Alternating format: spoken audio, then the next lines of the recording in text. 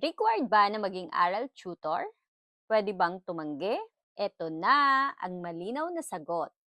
Voluntary ba? Yes! Pwede bang tumanggi? Yes! Sino ang pwedeng maging tutor?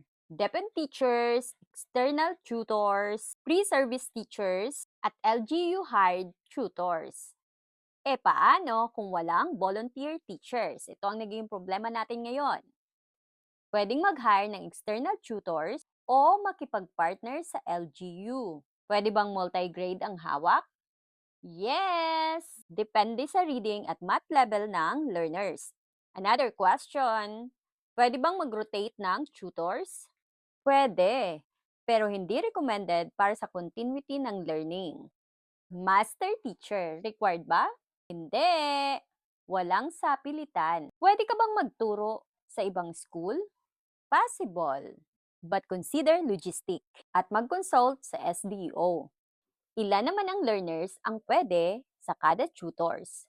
Maximum of 10 learners per teacher. Dahil pag mas maliit na grupo, mas effective. Ang aral program ay hindi lang tungkol sa pagtuturo. Ito ay targeted intervention para matulungan ang bawat bata na makahabol. Kumusta kaya ngayon ang Aral Summer Program sa paaralan nyo? Comment down below.